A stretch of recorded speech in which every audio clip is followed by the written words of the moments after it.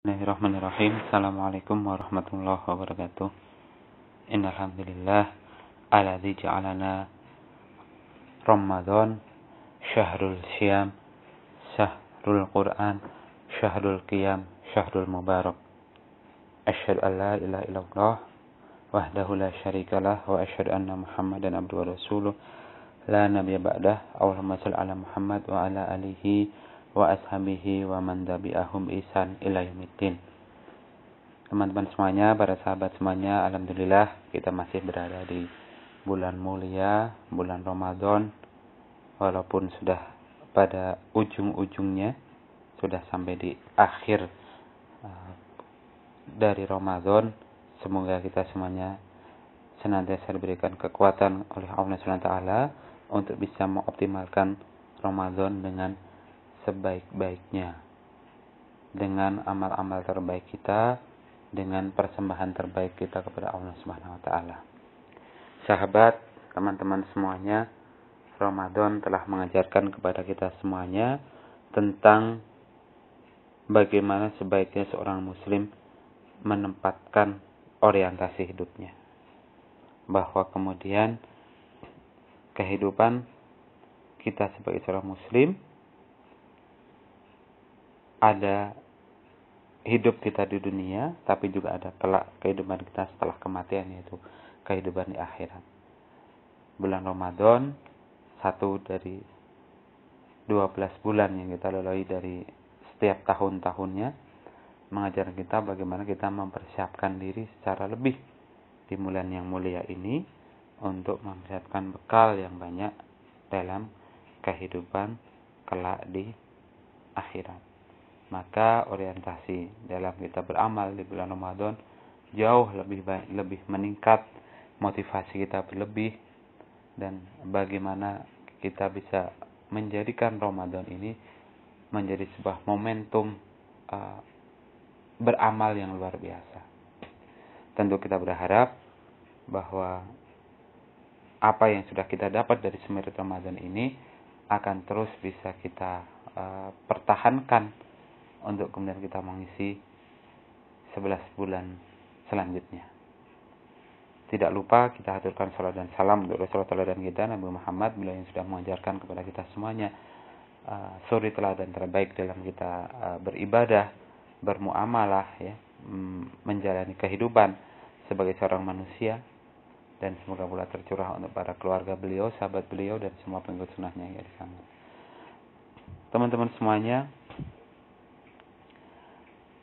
sebagaimana Ramadan telah mengajarkan kita tentang orientasi hidup tadi, maka sesungguhnya kita semua juga harus kemudian menyadari bahwa ada masa depan kehidupan kita. Tidak hanya masa depan di dunia, tapi ada juga masa depan akhirat, masa depan setelah kematian.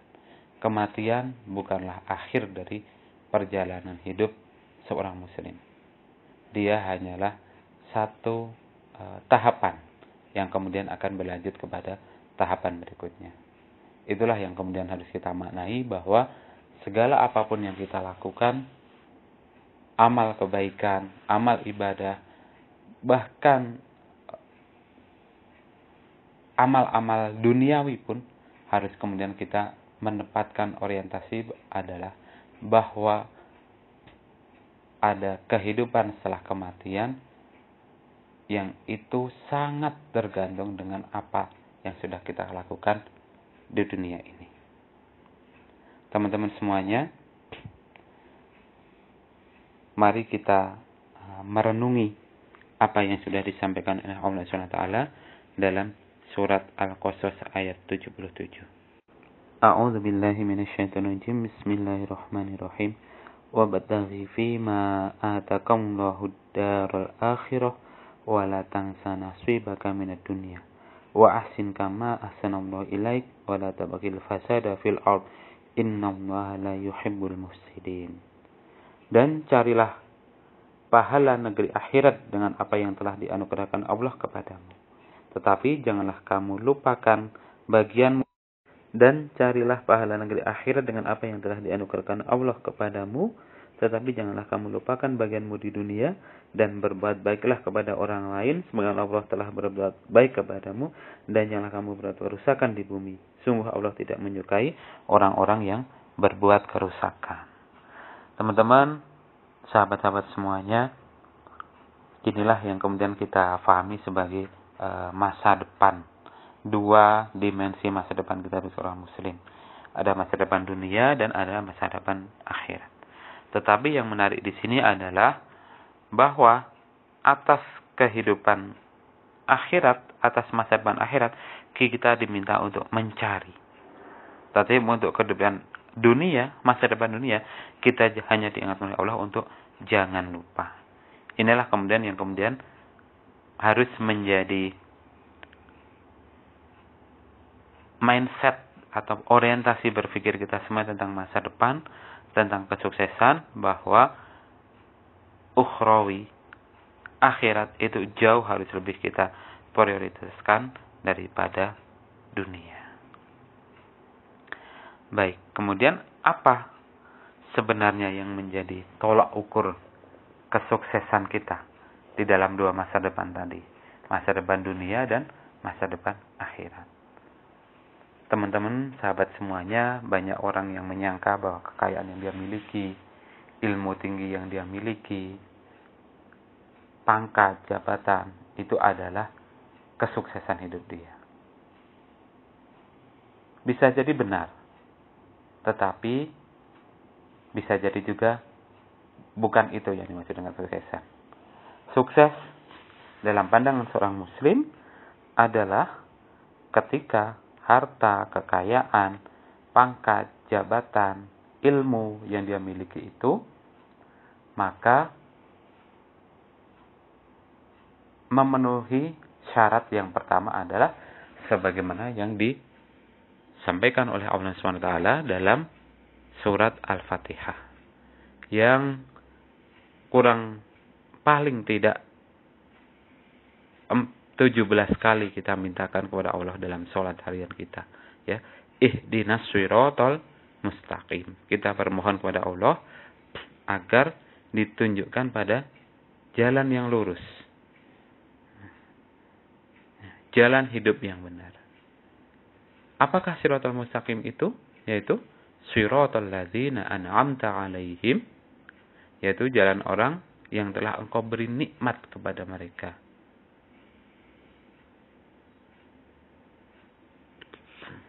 Ghairil maghdubi alaihim waladdallin.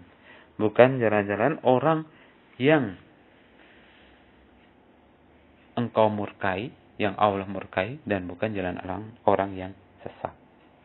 Nah, inilah yang menjadi parameter pertama dari kesuksesan kita. Sejauh mana pencapaian yang sudah kita dapatkan dalam kehidupan ini, apakah sudah berada dalam Shiratal mustaqim tadi? Apakah sudah berada pada jalan sebagaimana jalan orang-orang yang telah Allah berikan nikmat kepada mereka? Tafsir terhadap orang-orang yang telah diberi nikmat ini adalah, yaitu mereka adalah para nabiyin wal mursalin was-siddiqin wasyuhada was-sholihin, yaitu para nabi dan rasul, orang-orang yang sidik yang benar, orang-orang yang syahid yang meninggal di jalan Allah, dan para orang-orang yang soleh. Ini adalah menjadi kriteria atau parameter yang pertama yang harus kita renungkan dalam kita mengukur kesuksesan kita. Apakah kesuksesan yang kita miliki sudah berada pada track yang benar?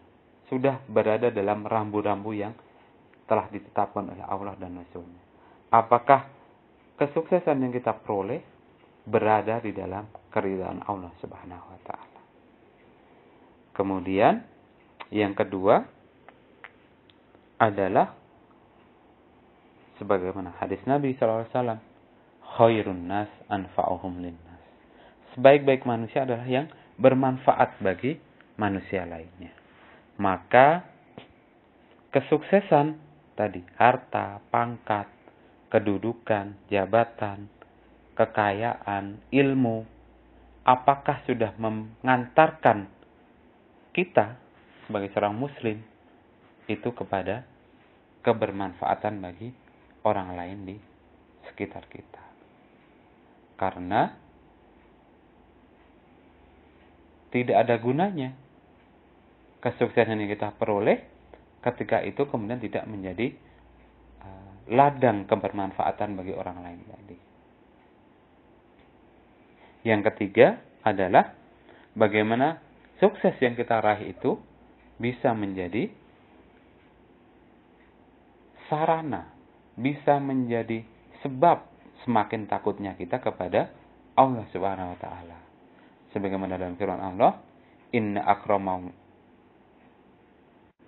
akramakum indallahi atqakum.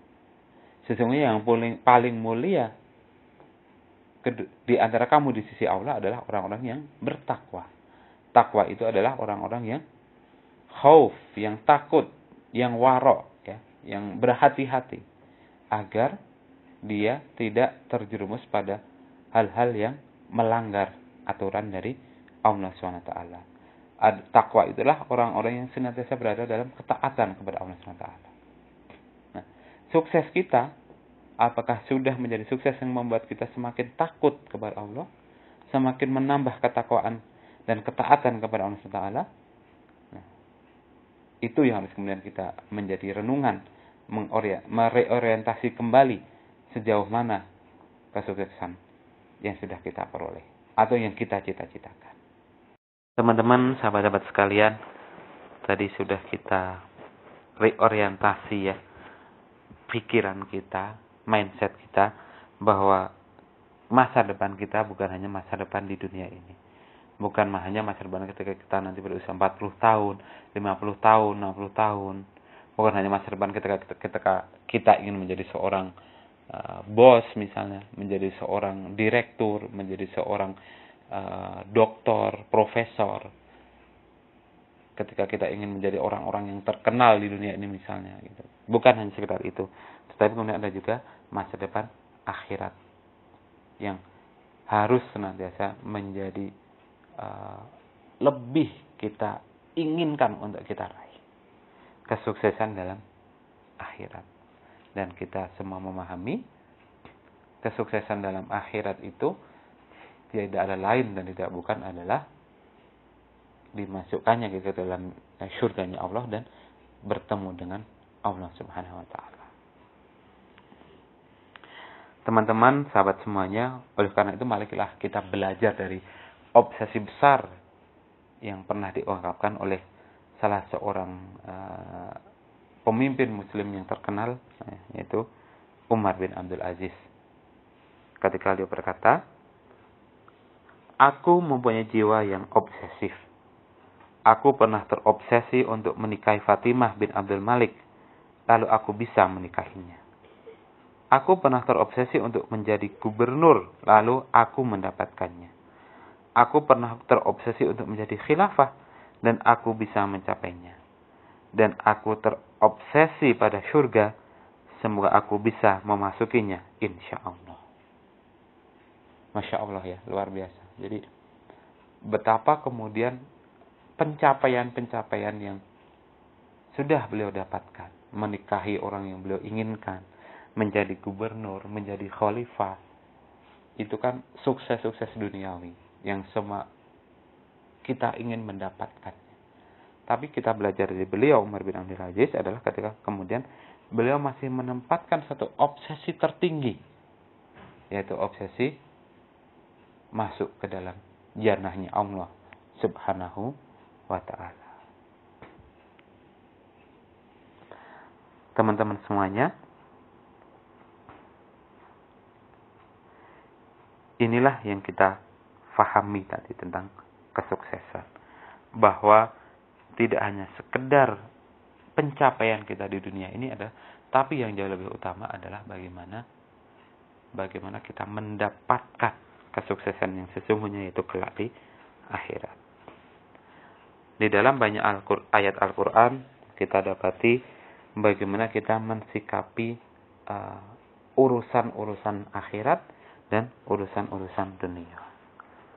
Maka di dalam urusan akhirat itu akan kita dapati beberapa kata kunci yang pertama adalah musara'ah atau bersegera.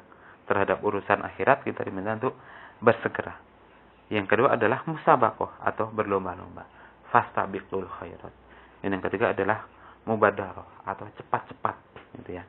Nah, seperti dalam surat Ali Imran ayat 133. Wasari'u ila maghfiratim mir rabbikum al-ayah. Kita diminta untuk cepat-cepat, untuk segera mendapatkan ampunan dari Allah Subhanahu wa taala. Atau di dalam surat Yasin ayat 20 kita dapati ada contoh atau teladan orang-orang yang segera bergegas untuk menjadi penebar kebaikan. Ketika kisahnya sebagaimana dalam surat tersebut, a'udzubillahi minasyaitonir rajim, wa jaa'a min aqsal madinati rajulun yas'a qala ya qaumi ittabi'ul mursalin. Dan datanglah dari ujung kota seorang laki-laki dengan bergegas. Dia berkata, wahai kaumku, ikutilah utusan-utusan itu. Mufassir menyebutkan laki-laki itu adalah Habib An-Najjar. Bagaimana beliau contohkan kepada kita semuanya menjadi orang-orang yang bersegera untuk menjadi penebar kebaikan, menjadi bergegas dalam berdakwah. Adapun dalam urusan dunia, maka kita dapati yang pertama adalah al-masyu atau berjalan. Yang kedua adalah al-intishar atau bertebaran. Ya. Jadi penekanannya agak berbeda gitu. Konteksnya agak berbeda. Kalau tadi dalam urusan akhirat kita minta untuk bergegas, cepat-cepat ya, saling berlomba. Tapi untuk urusan dunia maka tidak seperti itu. Di dalam surat Al-Jumu'ah ayat 9-10 ya, kita dapati a'udzubillahi minasyaitonir rajim, ya ayyuhalladzina amanu idza nudiya lis-sholati min yaumil jumu'ati fas'au ila dzikrillahi wa dzarul bai'. Dzalikum khairul lakum in kuntum ta'lamun. Fa idza qudiyatis sholatu fantashiru fil ardi wabtaghu min fadlillah wadhkurullaha katsiran la'allakum tuflihun. Wahai orang-orang yang beriman, apabila telah diseru untuk melaksanakan sholat pada hari Jumat, maka segeralah kamu mengingat Allah dan tinggalkanlah jual beli. Yang demikian itu lebih baik bagimu jika kamu mengetahui. Apabila sholat telah dilaksanakan, maka bertebaranlah di muka bumi. Carilah karunia Allah dan ingatlah Allah, banyak-banyak akan kamu beruntung. Kita dapati perbedaan penekanan yang diajarkan oleh Allah di sini. Kita disuruh bersegera untuk segera menunaikan sholat dan meninggalkan jual beli.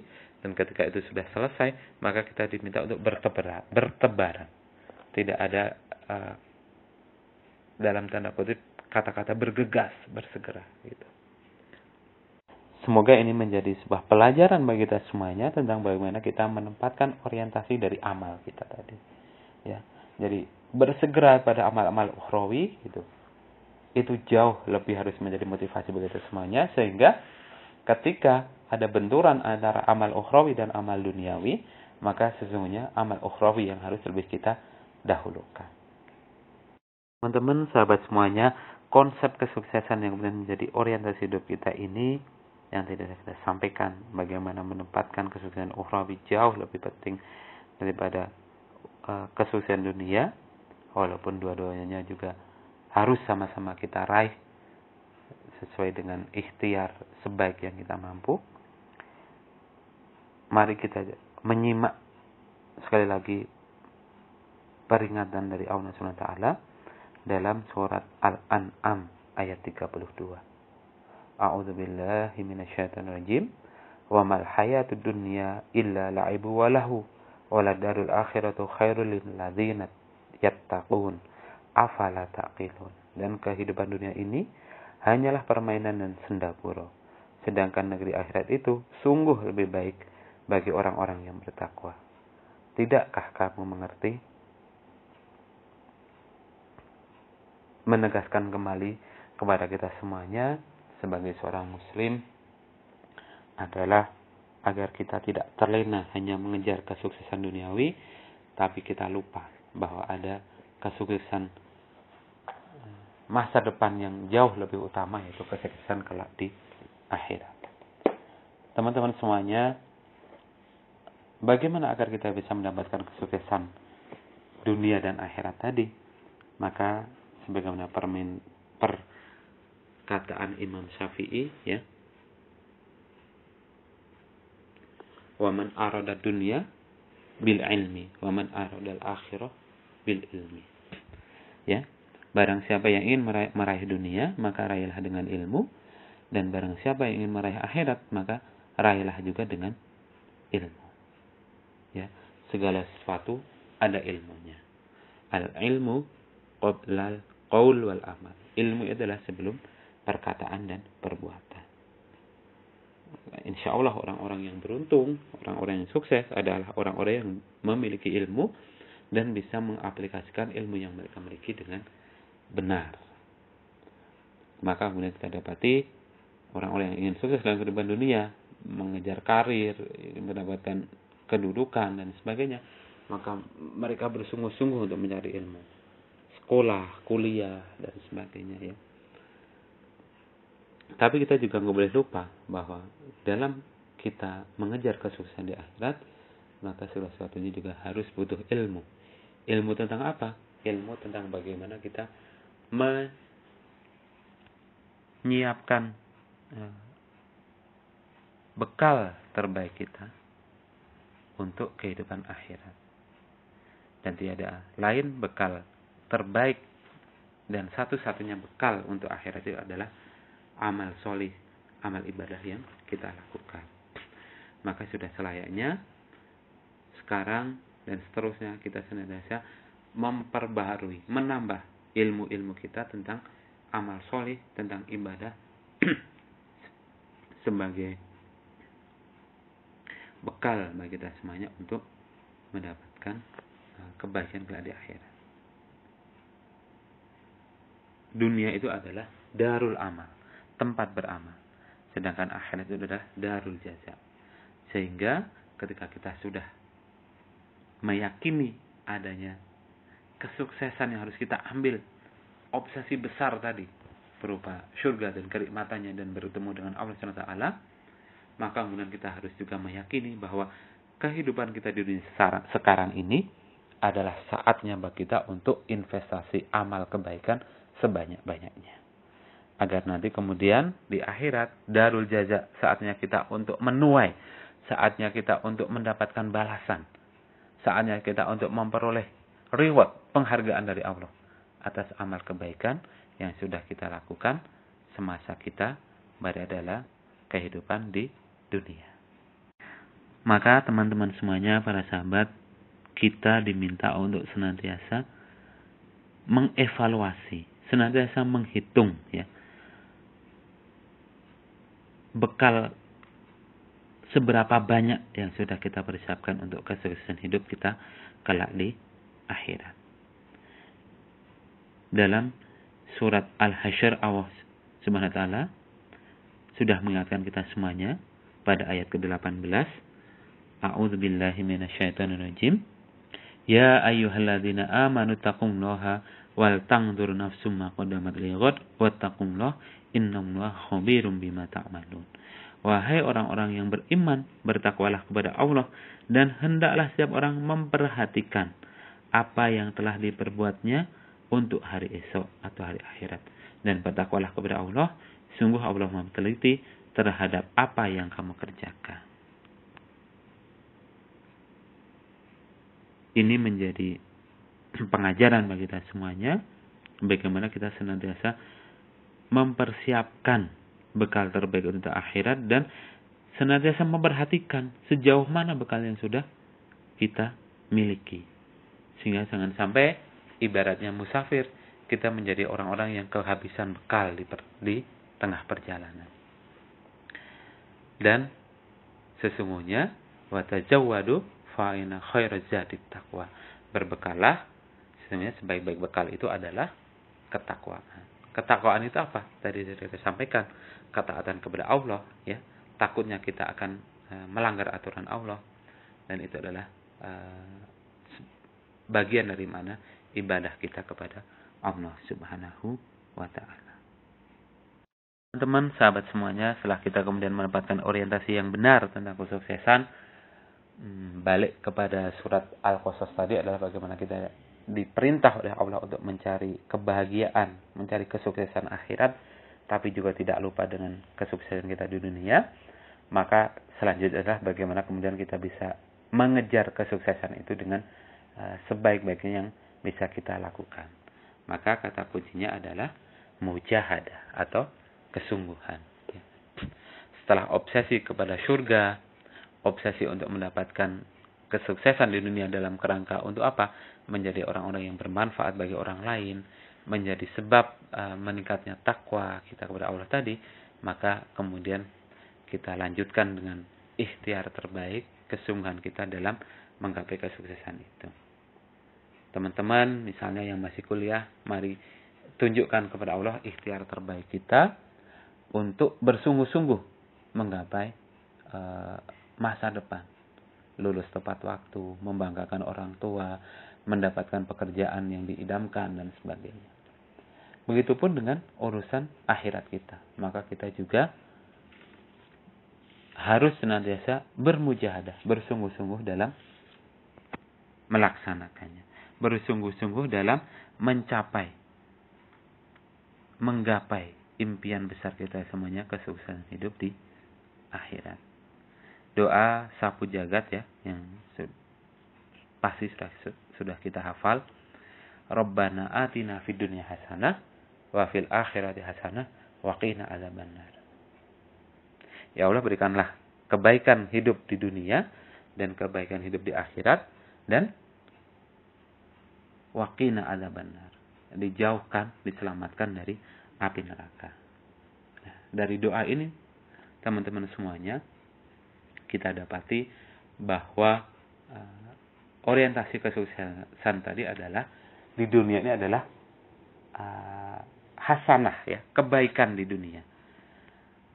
Tetapi di akhirat tidak cukup dengan hasanah saja, kebaikan saja, tapi juga adalah mohon dengan sangat kita kepada Allah agar diselamatkan, dibebaskan dari azab api neraka. Karena kelak tempat kita di akhirat hanya ada dua pilihan, surga atau neraka. Sehingga kita bermohon kepada Allah agar jangan sampai kemudian kita walaupun hanya sekedar mampir ke neraka. Dalam surat Al-Ankabut ayat 69, ayat terakhir ya, Allah SWT berfirman, "Walladzina jahadu finna lanahdiyannahum subulana wa innallaha lama'al muhsinin." Dan orang-orang yang berjihad untuk mencari keridhaan kami akan tunjukkan kepada mereka jalan-jalan kami. Dan sungguh Allah beserta orang-orang yang berbuat baik. Oleh karena itu, sahabat, teman-teman semuanya, mari kita tunjukkan mujahadah, ya, kesungguhan terbaik. Insya Allah Allah akan menunjukkan jalannya untuk kita semuanya. Al-mu'min mujahid, ya, seorang mukmin yang bersungguh-sungguh tadi, maka dia buktikan kesungguhan itu pada 3 tahap, ya. Yang pertama adalah al-juhdu, bersungguh-sungguh pada perencanaannya. Ketika kita ingin melakukan pekerjaan, baik itu urusan duniawi kita maupun urusan akhirat kita sudah meniatkan kesungguhan yang terbaik, merencanakan kesungguhan yang terbaik, merencanakan amal itu dengan sebaik-baiknya. Yang kedua adalah al-jihad, yaitu pada proses bekerjanya dengan kesungguhan, ya. Kemudian yang ketiga adalah al-mujahadah, atau senantiasa konsisten, senantiasa continue untuk menjaga kesungguhan itu, sehingga kita akan menjadi orang-orang yang tahan terhadap godaan, tahan terhadap ujian, dan tahan terhadap rintangan, gitu ya. Itu dalam istilah yang lain adalah disebut dengan sustainability, ya, kemampu lanjutan, keberlangsungan secara terus-menerus. Nah, teman-teman, sahabat semuanya, bagaimana kita menghadirkan sebuah amal, ya, sebuah persembahan amal terbaik kepada Allah SWT, maka mari kemudian kita menengok poin-poin atau kata-kata kunci bagi kita semuanya agar kita bisa mendapatkan persembahan terbaik kepada Allah SWT tadi. Ya. Sebagaimana kita fahami, syahadatain kita ya, kita bersahadat kepada Allah, itu agar bagaimana kita meyakini Allah sebagai satu-satunya ilah, satu-satunya sembahan, maka itu harus dibutuhkan dengan sebuah amal baik tadi, dengan sebuah ibadah yang hanya kepada Allah SWT.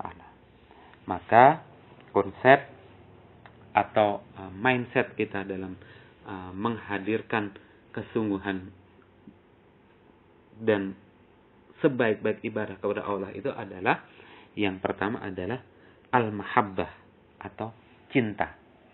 Seseorang yang sudah menghadirkan cinta dalam hatinya, maka dia akan mengimplementasikan cinta itu dengan sebuah kata, yaitu aulawiyat atau prioritas. Ya, sebagaimana mungkin kalau ada muda-mudi gitu ya, yang cinta kepada seseorang itu, maka dia memprioritaskan, minta dijemput, segera dia melaju. Padahal mungkin sedang disuruh orang tuanya beli sayur misalnya dan sebagainya. Gitu. Dia lebih memprioritaskan orang yang dia cintai. Yang kedua adalah bagaimana mindset atau konsep kita dalam menghadirkan amal terbaik kepada Allah itu adalah dengan konsep tijaroh atau jual beli. Ya, sebagaimana Allah sampaikan di dalam surat As-Saff ya, perniagaan kita kepada Allah Subhanahu wa taala. Bentuk amal baikan yang kita lakukan kepada Allah ini adalah bentuk seperti perniagaan, jual beli.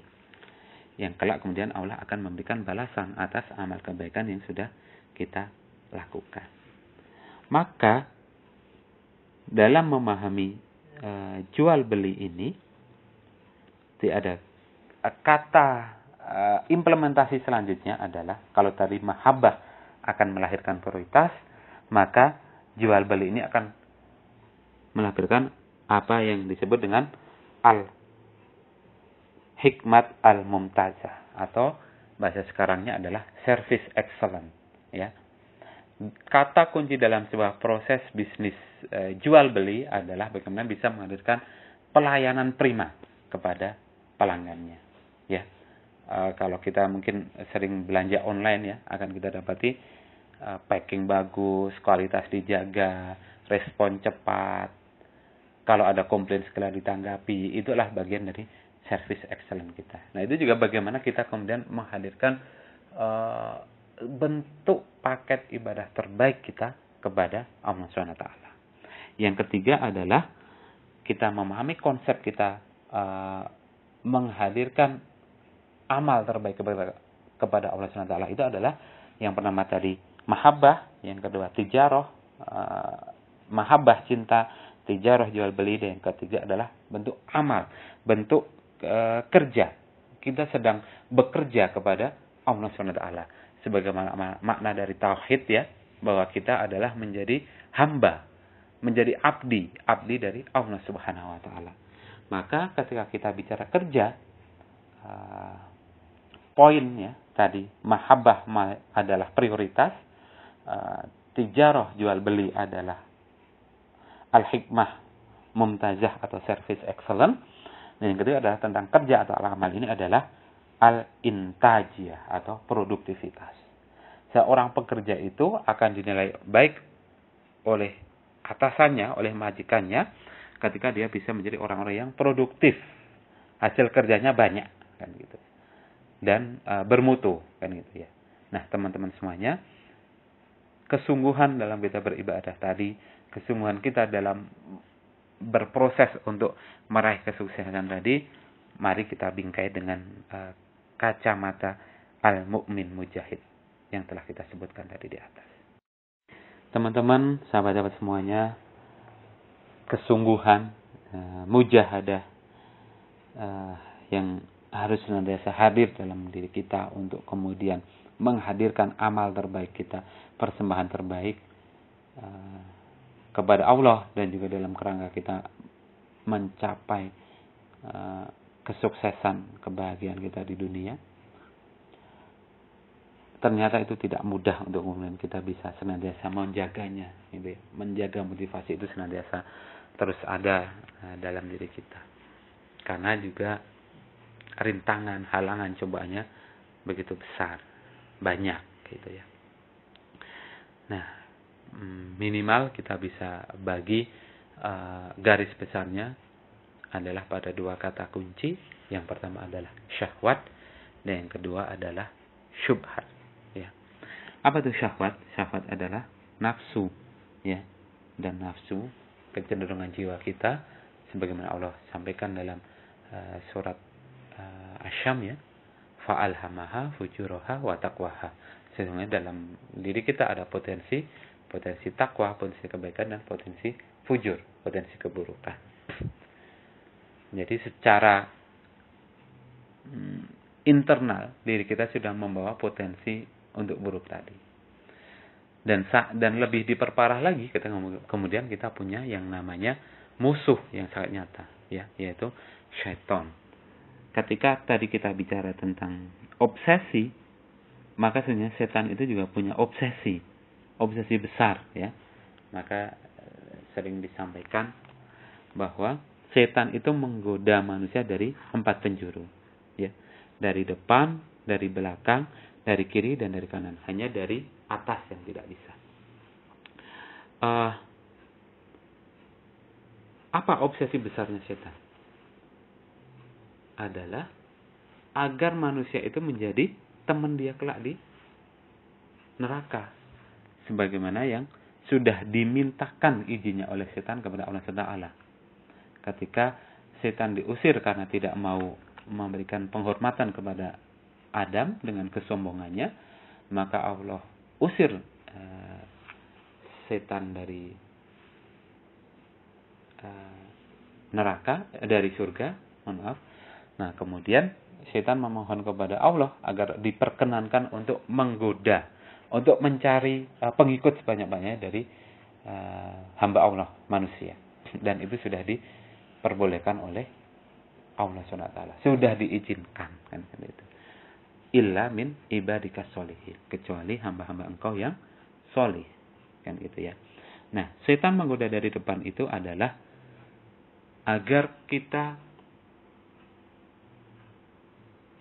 memutus visi depan kita tentang akhirat tadi, ya. Jadi seolah-olah dunia ini kenikmatan sesaat di dunia, kenikmatan jangka pendek itu hanya menjadi tujuan utama kita. Kita tidak punya visi depan tadi terhadap akhirat. Padahal kita semua sebagai seorang mukmin muslim sudah memahami tadi bahwa orientasi kesuksesan kita adalah dunia dan akhirat. Yang kedua, menggoda dari belakang tadi, ya. Kalau dari depan adalah memutus visi tentang akhirat, dari belakang adalah agar menumbuhkan kecintaan kepada dunia, ditarik, ya, agar kemudian kita tidak berpikir jauh ke depan tentang akhirat, tapi hanya sibuk ngurusin dunia. Yang ketiga, dari kiri kita senantiasa digoda agar banyak bermaksiat kepada Allah. Dan yang keempat, dari kanan agar kita tadi dari kiri bermaksiat, dari kanan adalah kemudian agar kita melanggar dari aturan-aturan yang sudah ditentukan oleh Allah SWT. Nah, ini menjadi salah satu rintangan, ya, dalam kita bagaimana bersungguh untuk menghadirkan amal terbaik kepada Allah dalam rangka mencapai kesuksesan tadi, ya.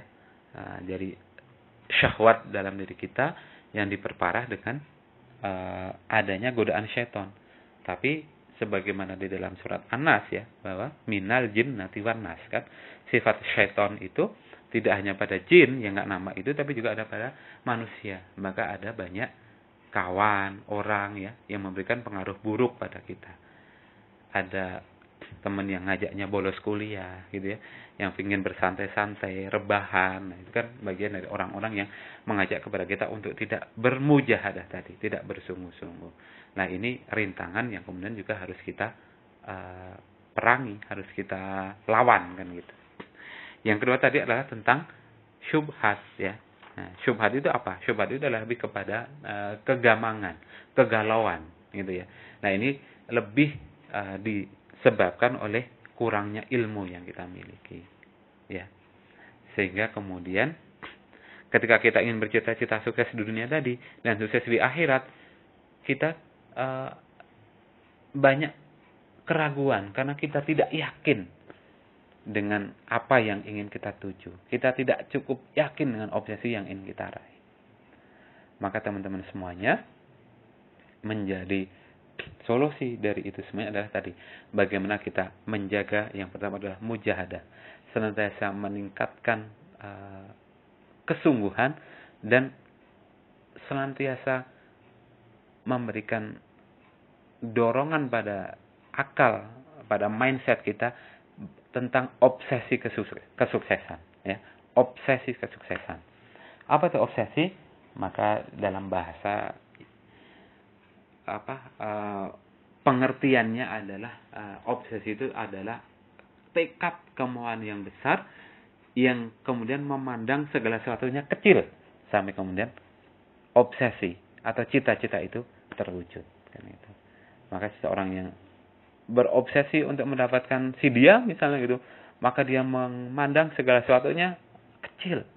Hujan deras kecil bagi dia, kan gitu ya. Rumahnya jauh kecil bagi dia.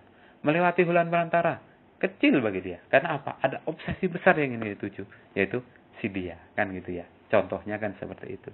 Lah bagaimana kita juga menempatkan obsesi besar tadi, impian besar kita tadi. Surganya Allah, kebermanfaatan di dunia, takwa Allah, itu menjadi obsesi yang sangat besar bagi kita semuanya, sehingga kita semuanya bersegera, berfastabik dalam kebaikan ini untuk kemudian bisa mencapai cita-cita besar tadi. Yang kedua, agar kemudian kita tidak terjebak dalam syubhat, dalam keraguan, maka mari kita menjadi orang-orang yang senantiasa menambah ilmu, senantiasa menjadi orang-orang yang bertarbiyah, melakukan pembinaan diri, melakukan upaya-upaya yang menutrisi akal kita, menutrisi hati kita, jiwa kita, pemikiran kita, fikriyah kita, agar kita menjadi orang-orang yang kemudian tahu obsesi besar itu, gitu ya, punya obsesi besar tadi, dan kemudian tahu cara bagaimana untuk mendapatkan, bagaimana cara untuk menggapai obsesi besar tersebut.